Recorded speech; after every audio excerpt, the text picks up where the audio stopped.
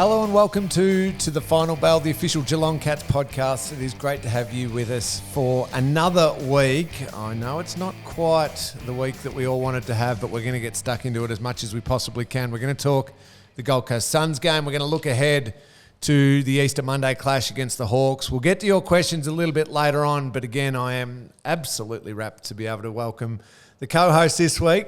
The former skipper's back. I didn't frighten him off. Joel Selwood's here. Sel, great to see you. Well, I'm happy to be back, Lingy, and I must have gone okay last week, but I had plenty of improvement, so hopefully better again this week, and we'll get talking about these games. Yeah, let's get stuck straight into it, because I know that's what the listeners want to talk about. 0-3, it is not ideal to start the season.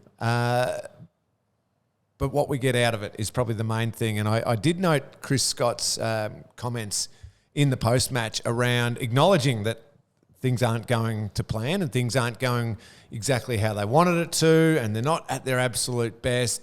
But some of the ways they're going to try and work there as a group, their way out of this start to the season. And it opens up a lot of challenges, doesn't it? Because it's not this beautiful big winning streak and everything's perfect and everything's flying along.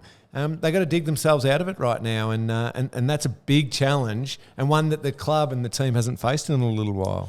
Well, it has been a little while, and it's easy. And to be honest, Lingy, people have probably been hanging out to have a real go at the Cats, and being in this position, it's unfamiliar for us for a long time. But the boys are, if you think that they haven't trained hard, or the coaches and staff have not worked hard over the summer, then I can tell you that wouldn't be the case. They would have got ready for the start of this season, just like the other 17 clubs. They know how hard it is to start, everyone at zero at the start and make their way through the season. So the challenge now is that they find themselves in a position that we didn't want to be in, but we're in. So we've got to start changing a few of those things.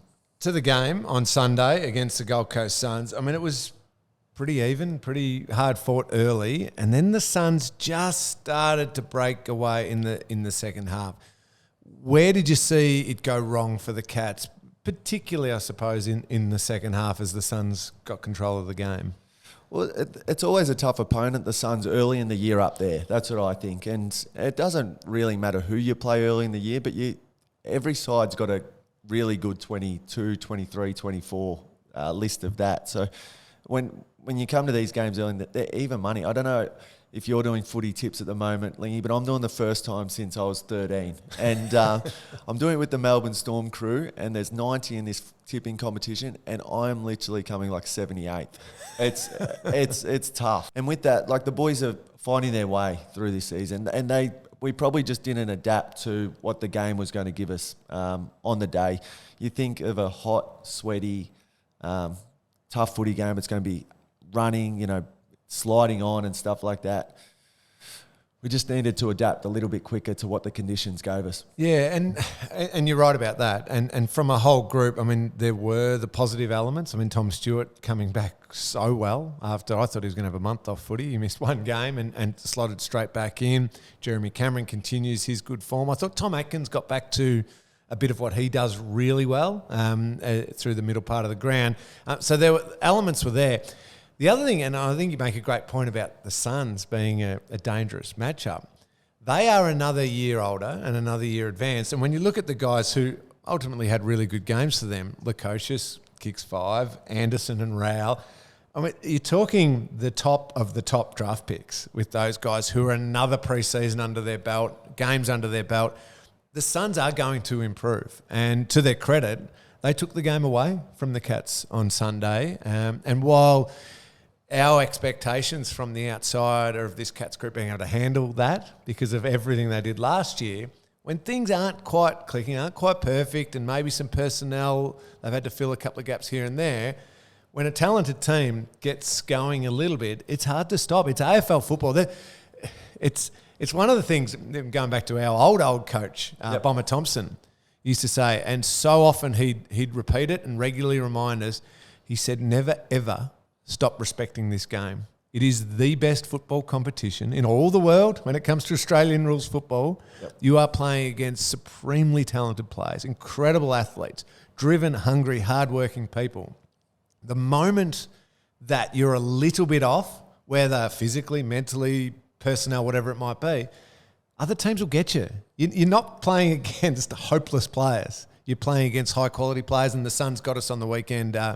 So out of that, does Chris Scott focus on the positive elements that I touched on, those players playing well with the bits they do well, or is it a bit of a soul-searching exercise from now and going almost sort of pushing everything aside and going back to ground zero and our fundamentals, what we aren't doing, and really get deep into it? How's it work coming from this week? I mean, only being removed from it from a little while, but it won't be tip everything out, because we know a lot of what we do does work, and played under Chris for a long time. You know, he'll be staring at the roof at different stages as much as the players. You know, if you think you're doing it hard at home, you know, the players live this, and the coaches and the staff around live it harder than anyone.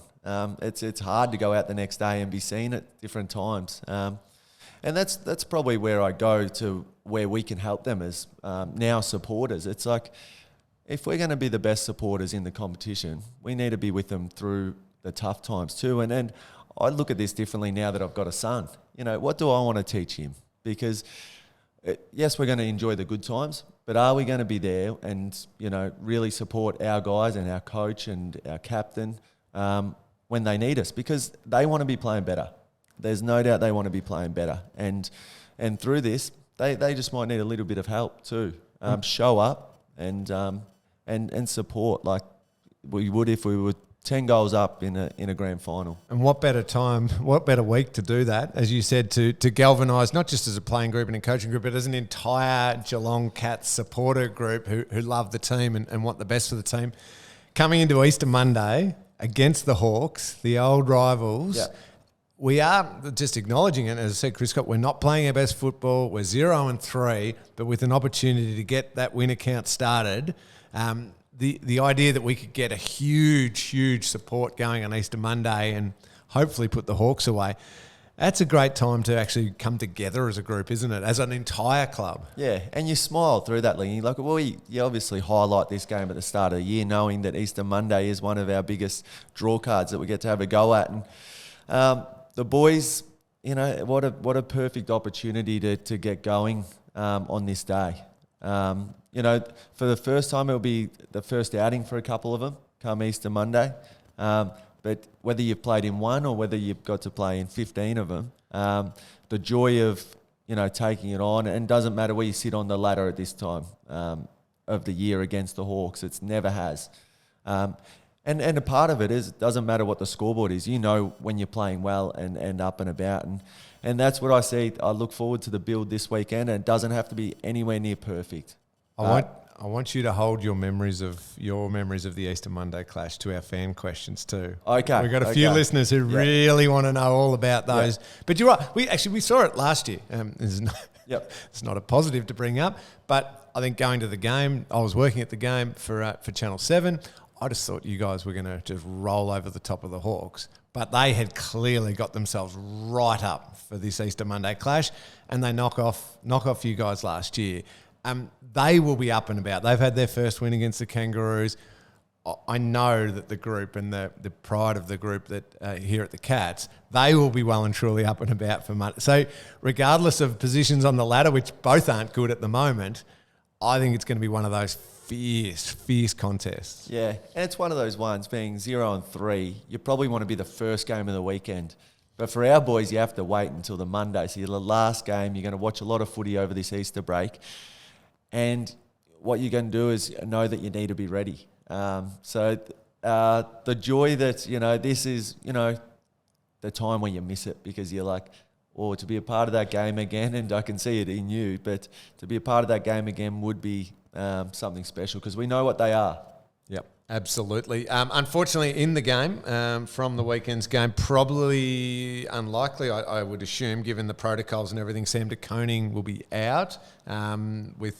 We've got to got to confirm all of that, but he didn't come back out in the ground, and obviously with the concussion protocols in place and the 12 days mandatory and all of that, perhaps without Sam De Koning, I'm the reason why I'm hesitant there, I wasn't 100% sure if it was a concussion protocol or if there were other injuries involved.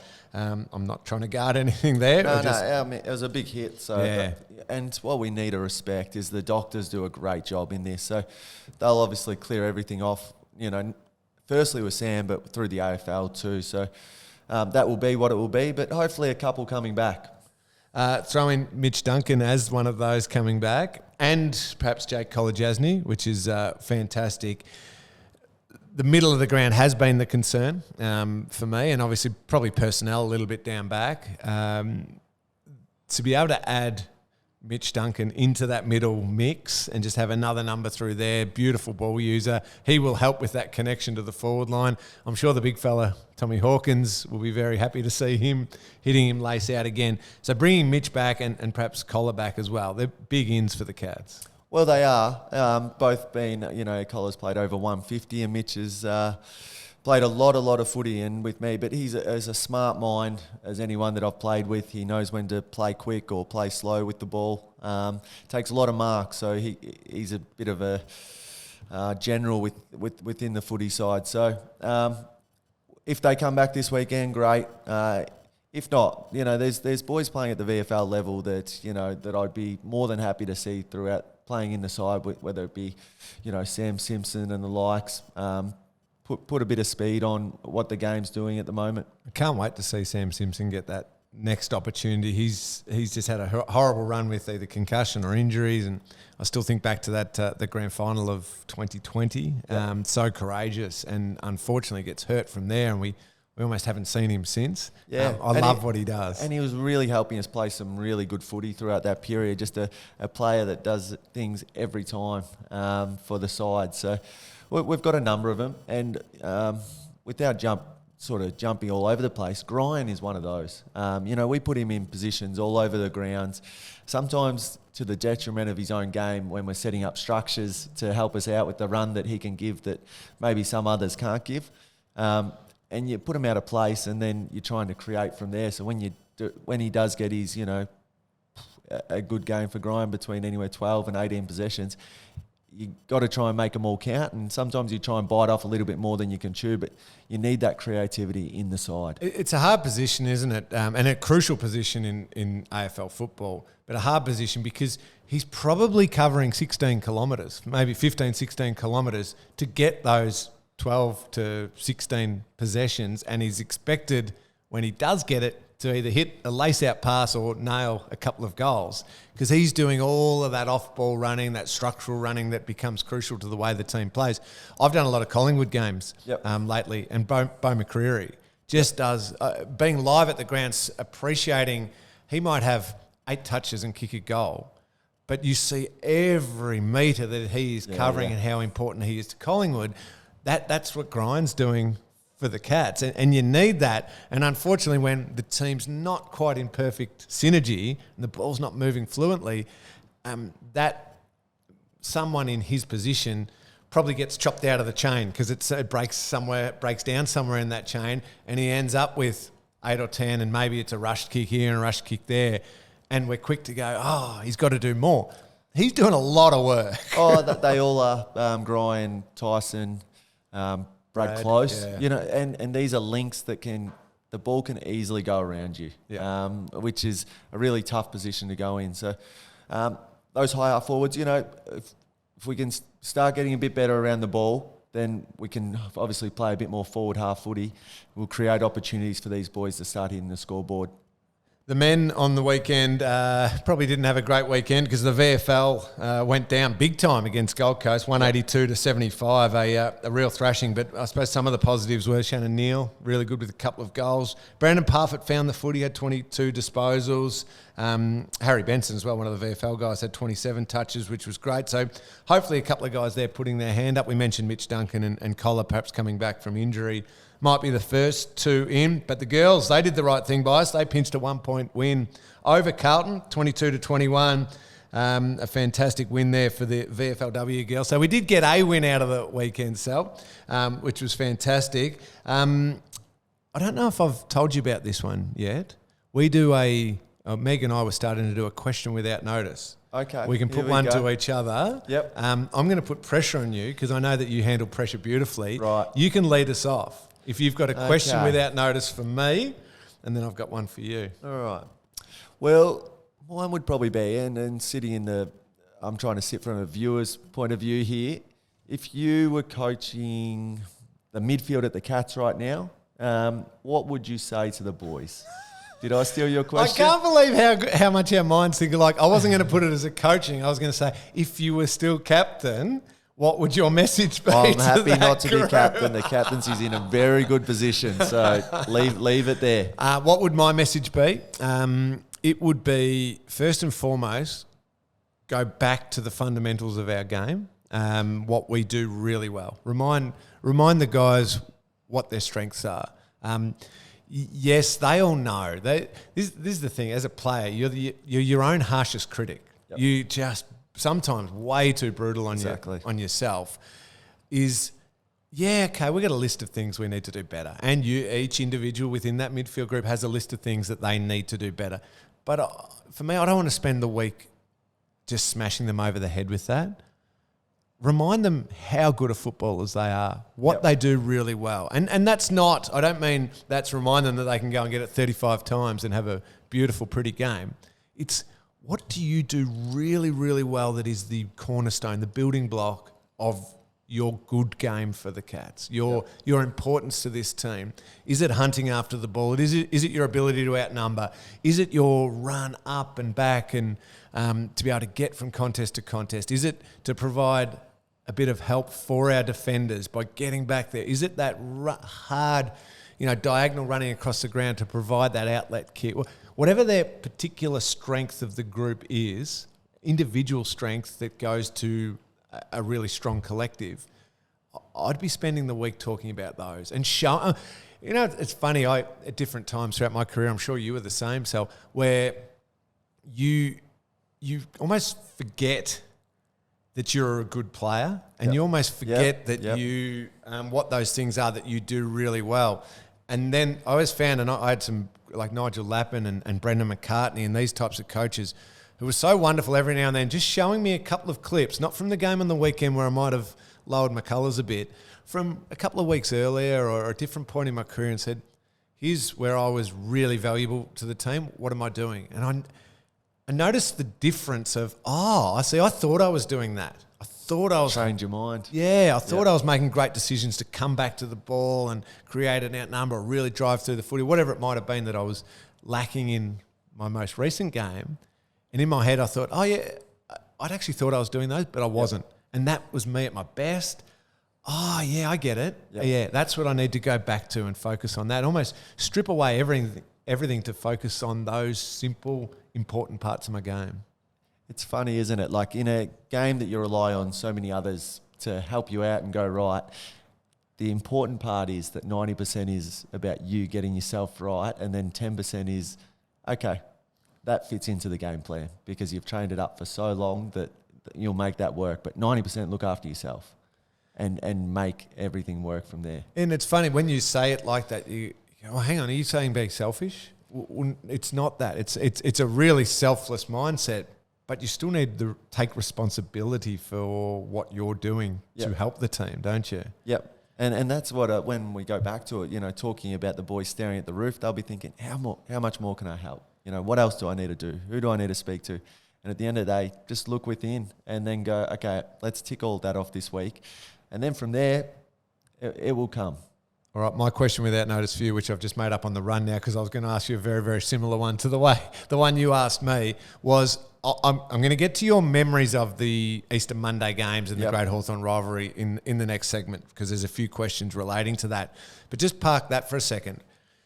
How did you, as an individual, but also your influence on the group, which was bringing others on for the journey, how did you handle the fact that you had to wait around all weekend on Easter weekend to play the game? there's so much going on for me. I lived down at Janjuk for most of my career. I wanted to go watch the Bells surfing and all that sort of stuff, but I knew I couldn't be on my feet for a certain amount of time. All that sort of stuff. You're still training over Easter weekend. How did you make sure that you were ready to go for Monday, even though you probably want to play on Thursday? Well, it's funny because being a part of the Geelong Footy Club is we get a lot of time slots that are in Thursday, Friday or Saturday. So you are one of the first games of the week. So even this little bit of a change is tough as a player. You know, you're training over an Easter weekend. There's lots going on, families and all that getting together. But your mindset is literally on the Monday. And what made it easy was you're the biggest game of the weekend. Hawthorn versus Geelong Easter Monday. And not that we played it up as a big emotional thing, but we knew as a playing group that we had to come out and really, we weren't going to let that game slip. Of any of the year, you don't let that one slip. Beautiful. I like it. You've got me fired up already, Sal. I can't wait for this one. And speaking of that one, witness one of the game's fiercest rivalries, the one that Joel is talking about, when the Cats take on the Hawks this Easter Monday on the grandest stage of all. Geelong versus Hawthorn at the mighty MCG. Why would you want to be anywhere else? I don't want to be. I'm going to be there. I can't wait. Secure your ticket today or grab a Flexi 6 membership and don't miss a minute of the action at Marvel or the MCG this season. Visit geelongcats.com.au for details. Can't wait to see it, the footy. And you mentioned it early. Hopefully a heap of Cats fans get here this Monday. The team needs you a little bit. Yes, they need to find something themselves. But in these down moments of 0 and 3, I reckon they'd really love and appreciate a massive crowd and massive support to get them over the Hawks. Absolutely. And trust that they are doing the work to get back where they want to be. They are putting in the time and effort to make sure that they, change this start to the season. So be the best supporters. Be the best supporters in the land. Yes, I love that. Great message there from Joel. Let's take a break because next up is those best supporters that we love. They listen to this podcast always. They send their questions through.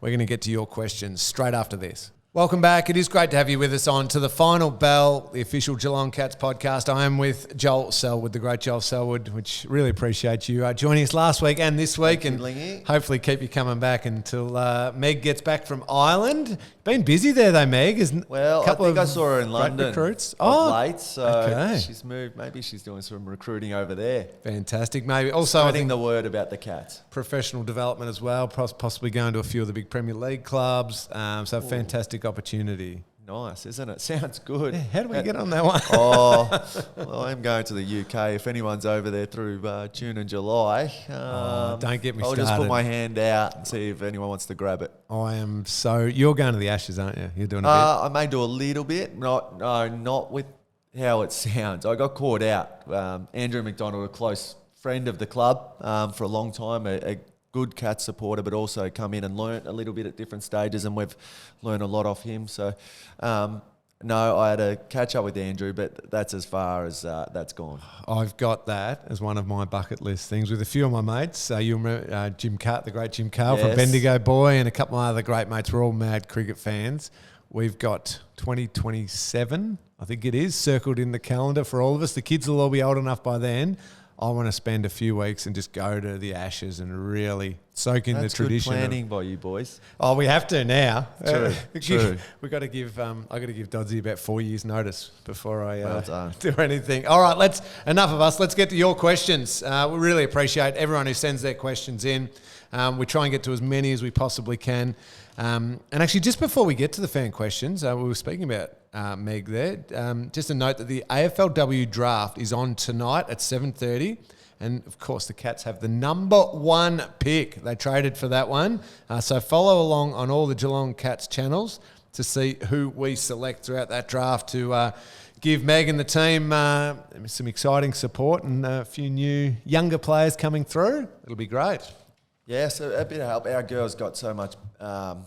they improved so much last year. It was probably a surprise to us, but it shouldn't be because of the work that they put in. So follow that draft if you want to tonight. Righto, your questions. This is to both of us, Sal. In your minds, what is the real origin of the Hawthorn rivalry? When did the rivalry become a rivalry? And that was when did the small r rivalry become a capital R? Marnie from Coburg asked that one, Sal. When was it for you? Obviously off the back of 2008, probably more so than anything else. But I remember when I was first at the club, 2007, they sent us down to Lonnie to play the Hawks. Yes. It was one that I got dropped for at the time.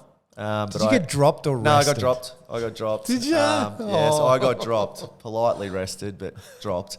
And I remember it was a tough day for the boys down at Lonnie that day. But 7 points rings a bell? It was a close but we loss? played bad. Yeah, we didn't play very well at all. But I think it started from, after that period. I don't think we ever got invited back to Lonnie. No, we didn't. So I reckon that was round 4, and round 5 was North Melbourne here. Hawk had a boot thrown at him that day too. At Launceston? Yeah. Not by one of the players, maybe by the coach at the time. In his 3rd game. Unbelievable. He's still with us today, thank God. Oh, why am I not surprised? That's gold. You're right. I think after that, so from your memory, 2008 was the first Easter Monday? Yes, but I mean, we have some very good viewers out there that may tell me different, but I think that it started around that time anyway, whether it was 2008 or 2009. But what was... Actually, no, I'm gonna jump in. I don't think we played Hawthorn until about round 15 or 16 in 2008. Oh, God. Do you know why? Because I reckon we went the whole of 08, winning a fair bit. And I remember the Bulldogs and the Hawks were like the other 2 best teams in the comp that year.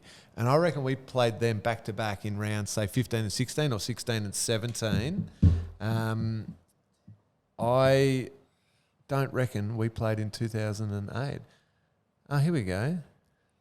Well, I'll let you work that out. Yeah, but all right. It was because of the drafts and the way that it was set up. We had the 2001 Super Draft off the back of your 99. So the boys were in like the peak of their powers about 8 years in, 9 years in. Strong, hard bodies.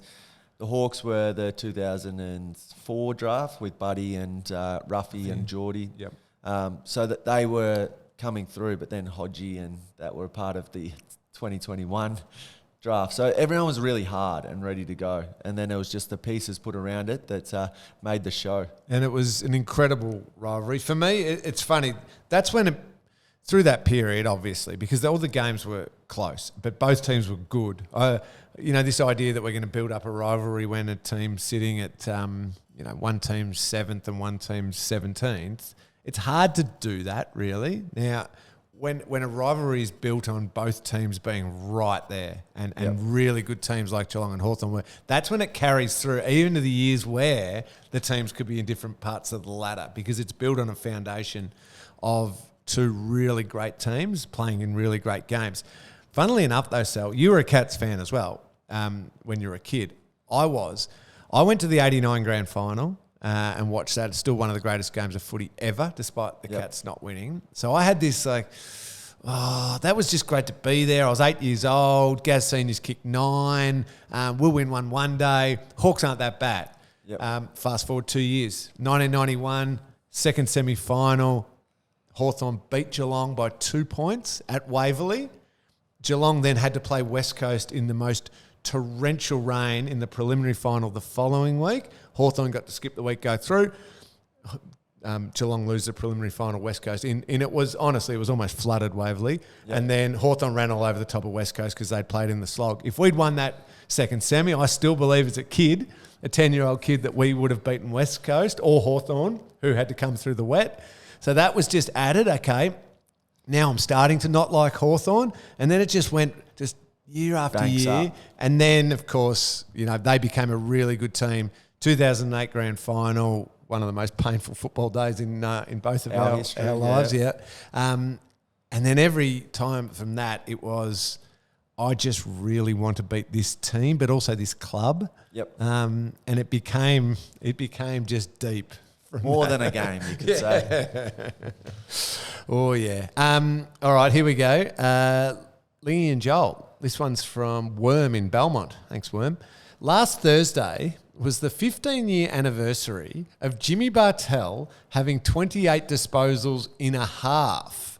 Did Jimmy send... Is Worm actually Jimmy? No, I'm not sure. But what are your memories of that performance? So 15 years ago is... We broke some unbelievably stats through that period. That's what I remember of those early sides that I played in.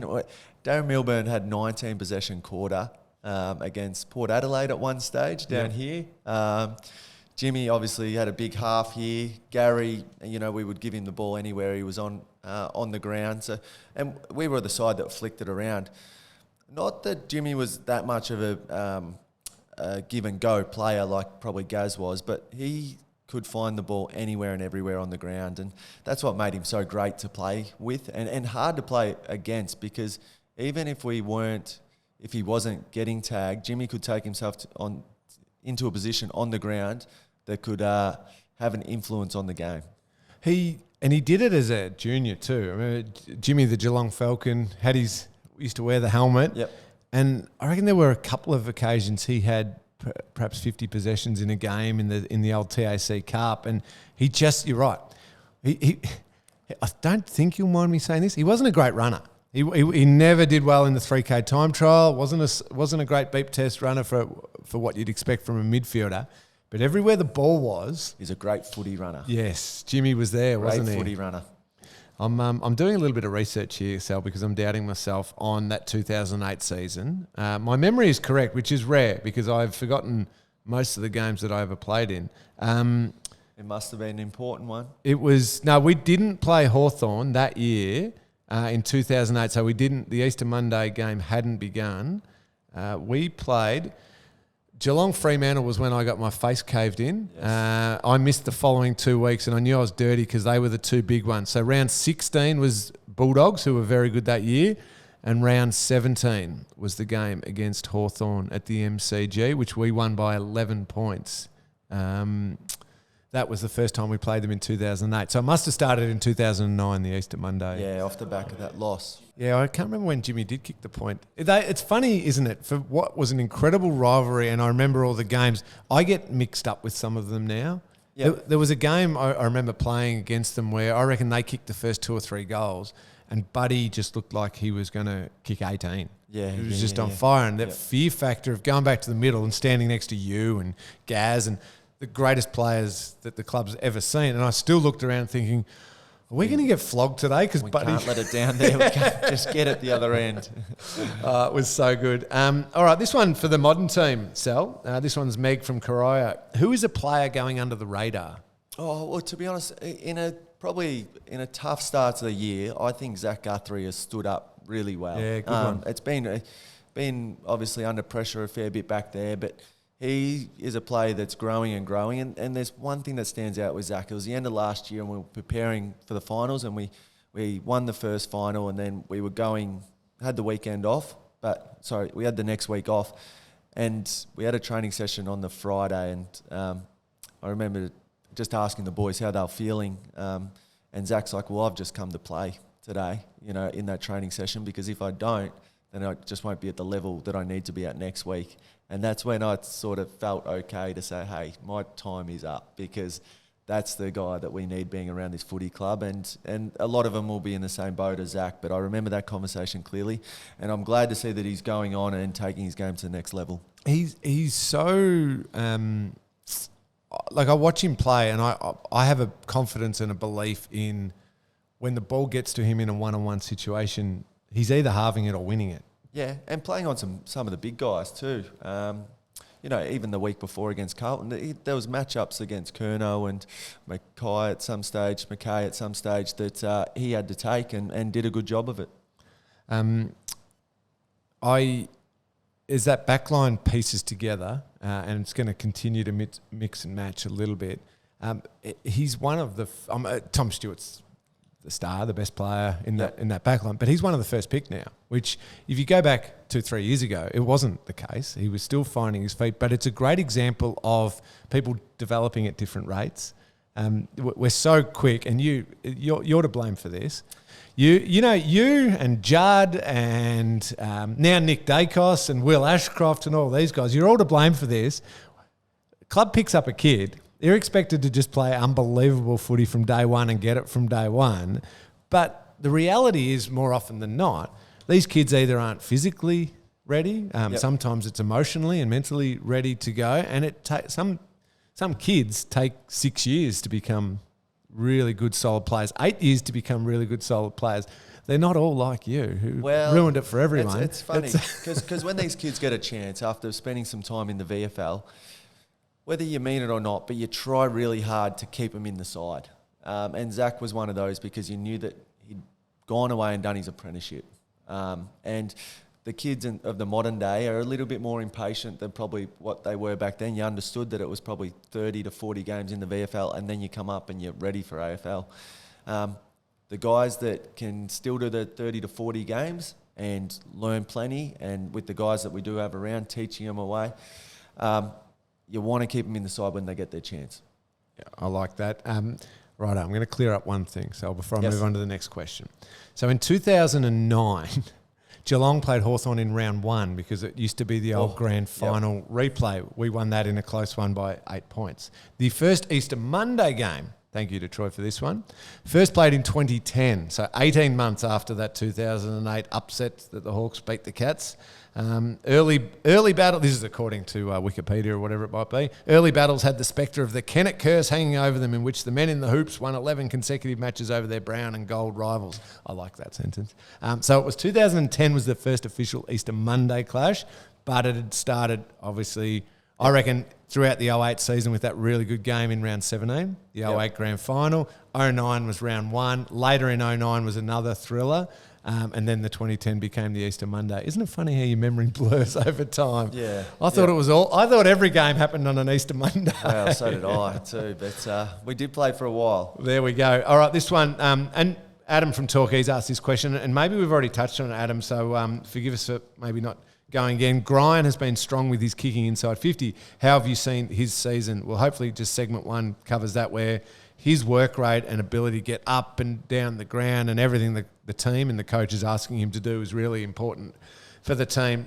Ben from Werribee, we've touched on this a little bit, Sal, with if you asked me a question without notice about coaching, what would my message be? Ben said, what would be your message to your teammates if you were playing this weekend? Is it as simple as we were smashed at clearances on the weekend. We were smashed at contested possession by 24 on the weekend. Is it as simple as, okay, the first 5 minutes of this game, let's go back to the absolute basic of the game. We get our knees dirty and we go and hunt the ball, hunt the opposite, and just, even if it's a 5, 7, 8, 10 minute arm wrestle, let's get back to what we do well at the contest? Well, I always used to like, when I knew we were playing well, we just didn't need to look at the scoreboard. So what was that we needed to do? We needed to be good around the ball. And when we got it forward, how deep can we get it forward so that then we can keep it in? So we're pressing in behind and locking it in within our foot. And we may not get it on the first go. It may come out, but we can reset and go again at doing that. And that takes a collective. We talk about, the individuals being ready, but the boys obviously need to play a little bit better with each other, and they know that. So they'll be working on that this week. No better time to do it. No better time to do it than Easter Monday. And these are going to be, like, we can look at the game right now and you look at the numbers, and in the small sample size of round 3s, we'll be down the bottom in stats for a lot of things, but that can turn quite quickly too. Yep, agreed completely with that one, with that sentiment. It'll be a huge weekend of footy. It does kick off Thursday night, Collingwood taking on Brisbane, which will be a great game, and then the Good Friday clash between the Kangas and Carlton before some terrific games that does culminate in that Easter Monday clash. The Cats and Hawks, it says 18th versus 17th. We're hoping that will change in a hurry after a good win to the Cats. 3:20 p.m. at the MCG. Let's try and pack out the MCG and give the team all our massive support to really get them going, because Sal's touched on it and I know it to be the case. They will be really hard and steely in this one. They want to improve on what's happened so far and trust that they will do exactly that. So we better leave it there. Thank you so much again for your time today. You. Hopefully we can convince you to come back again next week. I have said if Hawthorn happen to do the unthinkable, we both might be out. I'm not. I won't. You won't see me for a little while. But that's all right. No, we'll keep showing up, because that's what we'll Yes. do. Good supporters will keep boy, showing Sal. up and I won't put our support behind the boys. And to be honest, it's easy to want more out of them with where they went last year, but hey, they've moved on more than anyone else thinks. And the narrative can be from the outside that they're stuck in their own little bubble. Well, I know for sure that's not the case. See, that's why he's a leader. Keep me on task, Sal. Get back, Regardless mate, of the you result, forgot. keep on working. Exactly. Beautiful. Thank you so much, mate. We will be back next week. As I said, hopefully talking about a terrific Cats win against the Hawks. Get there to the MCG Easter Monday. Enjoy your Easter, the rest of your Easter. Don't eat too many hot cross buns and chocky eggs and all of that, but get to the G on Monday and support the Cats. We'll be back next week. Happy Easter.